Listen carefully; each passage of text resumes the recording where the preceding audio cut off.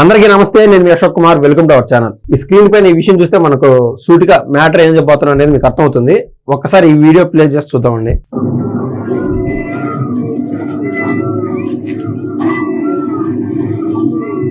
Matter హైదరాబాద్లోని HCU Hyderabad central యూనివర్సిటీకి సంబంధించిన విషయము.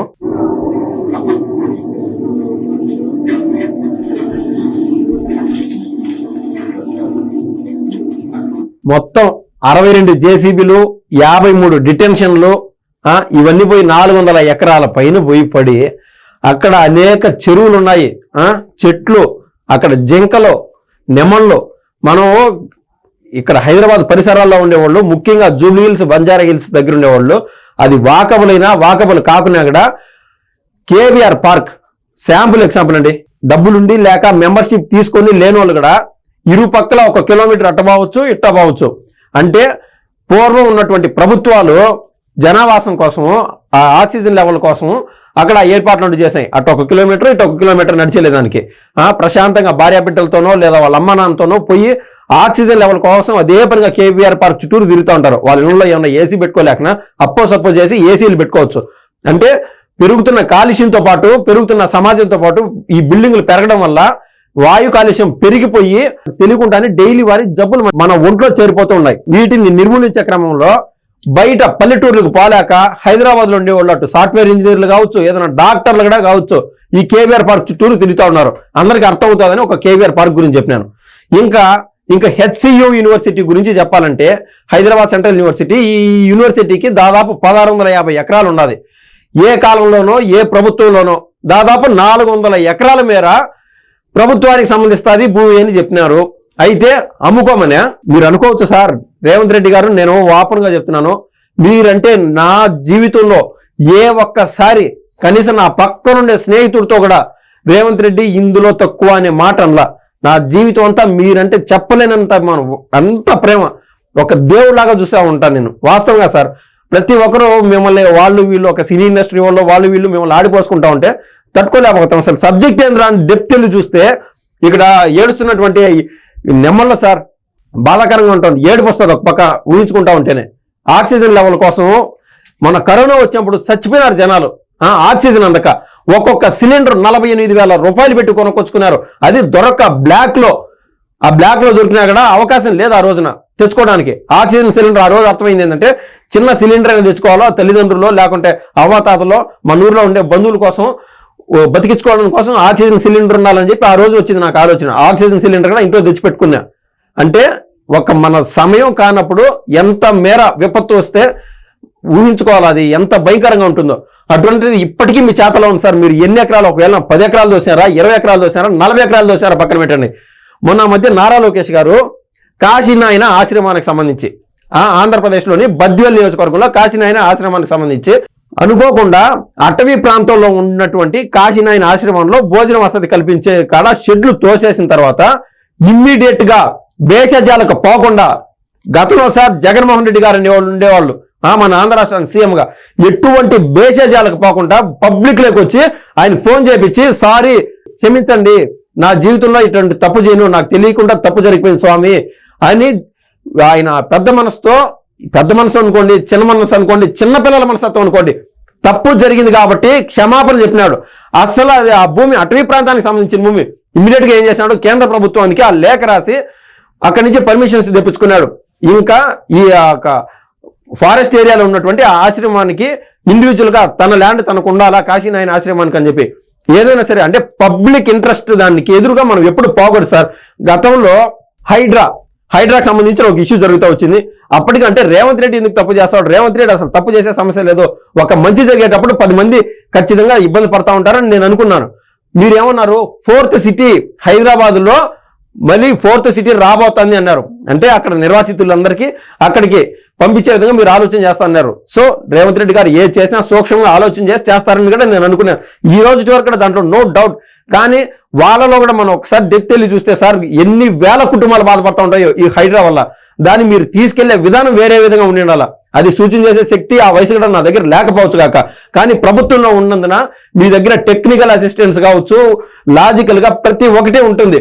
మీరు ఈ ప్రజా ఆగ్రహానికి దయచేసి గురి కావద్దు సార్. అయిపోయింది ఏదో అయిపోయింది. నారా లోకేష్ గారు ఏ విధంగా అయితే క్షమాపణ చెప్పినారో రేవంత్ రెడ్డి లైఫ్ టైం సీఎంగా ఉండాలని చెప్పి కోరుకునే వాళ్ళలో మొదటి వ్యక్తిని ప్రతి సినీ ఇండస్ట్రీ వాళ్ళ దగ్గర వీళ్ళ దగ్గర అవకాశం దొరికిందనో లేకుండా ఉంటే మనం చెప్పకుండా ఉంటే వాళ్ళు ఏమన్నా అనుకుంటారంటున్నారో లేకుంటే నిజంగా ఈ వైల్డ్ లైఫ్ పైన ప్రేమతో చెప్తున్నారు నాకు తెలియదు. కానీ మీరు వాళ్ళ దగ్గర అనిపించుకోవడం ఏ మాత్రం నాకు ఏ కోశైనా ఇష్టం లేదు సార్. అయినది అయిపోయింది. మీరు ఒక్క మాట ఏదైనా సరే క్షమాపణ అనండి లేకుంటే ఇంకొకటనండి, మీరు చెప్పితే వేదవాక్కుగా నమ్మేవాళ్ళు దాదాపు 40,000-50,000 మంది తెలంగాణలోనే నా అంత వయసుండే యువత ఉన్నారు. మీరు చెప్తే అంటే 40,000 మంది యువత నీకు ఇండివిజువల్గా రేవంత్ రెడ్డి కోసం ప్రాణం ఇవ్వడానికి సిద్ధంగా ఉన్నారంటే మీరు అర్థం చేసుకోండి సార్. దయచేసి మీ ఆలోచన చాలా ఉన్నతమైంది సార్. నేను అన్నట్ల ఏంటంటే గతంలో రకరకాలుగా మారుతున్న సమాజంతో పాటు మారుతున్న ప్రభుత్వాలతో పాటు హైదరాబాద్లో కబ్జాలు ఎక్కువైపోయినాయి. ఈ మూసీ నది పరివాహక ప్రాంతాన్ని కూడా కబ్జా చేసేసి అంటే గవర్నమెంట్ ల్యాండ్కి సంబంధించి కూడా అసలు మూసీ నది ఎక్కడ ఉన్నదో కూడా తెలియనట్టుగా తయారైపోయింది. ఆ కొద్ది మేర కూడా అది డ్రైనేజ్ వాటర్గా పారుతూ ఉన్నది. అన్ని రాష్ట్రాల్లో పుణ్యనదులు ఉన్నాయి. మన రాష్ట్రానికి సంబంధించి పుణ్యనది మూసి ఎందుకు కాకూడదు అని చెప్పి మీరు చేసిన ఆలోచన గొప్పదే. కానీ మీరు లాంగ్ రన్ కోసం ఆలోచన చేస్తున్నారు. దాన్ని కొంచెం వేరే విధంగా ఆలోచన చేసిండాలా అని చెప్పి నా భావన. ముఖ్యంగా అక్కడంటే బిల్డింగులు కానీ మీరు అనుకున్న దాన్ని నిజాయితీగా చేసినచ్చు కాక ఇది ఇప్పటికీ మీ చేతలో ఉన్నా సార్. 400 ఎకరాలు. ఫర్ ఎగ్జాంపుల్ మీకు ఒకటి చెప్తున్నాను, మీకు గుర్తుండే ఉంటుంది, మీకు తెలుసు కదా ఇటువంటి విషయాలండి. దుబాయ్ కేంద్రంగా మనం ఆలోచన చేసి వస్తే అంతా ఇసుక ఉండేది. వాళ్ళు ఏం చేశారు, ఆ ఇసుకలో ఎక్కడైనా ఒక గడ్డి పావచ్చు ఉన్నా కూడా పెరిగే ప్రయత్నం ఉంటుంది జిల్లా. అంటే అది ఉపయోగం లేని పంట కదా, లేకుండా ఉపయోగం లేని మొక్క కదా అని చెప్పి వాళ్ళు ఏం చేశారు, సముద్రానికి కూడా మట్టి ఎక్స్టెన్షన్ చేసి అక్కడ కొత్తగా పైరు రూపంలోనో లేకుంటే చెట్ల రూపంలోనో ఆక్సిజన్ కోసం వాళ్ళు పరితపిస్తున్నారు. కొన్ని కోట్లాను కోట్లు కుమ్మరిచ్చినారు సార్. ఏకంగా దుబాయ్ మన శాంపుల్ ఎగ్జాంపుల్ దుబాయ్. మన దగ్గర ఇంత అసెట్ అంటే మనం డబ్బు అనేది కాదు సార్. అసెట్ అంటే కేవలం మన ఆస్తుల రూపంలో కాదు సార్. ఇంతకంటే మన హైదరాబాద్లో మీ నేతృత్వంలో ఉండేటువంటి ఈ హెచ్సియు యూనివర్సిటీకి సంబంధించి ఇంతకంటే ఆస్తి ఎక్కడ ఉంటుంది? మా ఆంధ్ర రాష్ట్రంలో చూస్తే మీకు అర్థమవుతుంది. అంతా బీడుబడిన పొలాలు, ఎండ ఎక్కువ. దాన్ని రీకన్స్ట్రక్షన్ చేయడానికి చంద్రబాబు గారు అహర్నిశలు తప్పిస్తానే ఉన్నారు. మీరు అనుకున్నది ఏదైతే సాఫ్ట్వేర్ దానికోసమో మీరు అధికాధికంగా 400 ఎకరాలు ఏర్పాటు చేసి అక్కడ అందరికీ గవర్నమెంట్ ఉద్యోగాలు ఇచ్చేస్తాము, మన రాష్ట్రంలో ఉండే కనీసం 10-15% మంది యువత అక్కడికి వస్తారు, 15,000 కోట్ల రూపాయలు సంవత్సరానికి మన ప్రభుత్వానికి ఆదాయం వస్తుందని చెప్పి మీరు అనుకోవడంలో తప్పలేదు.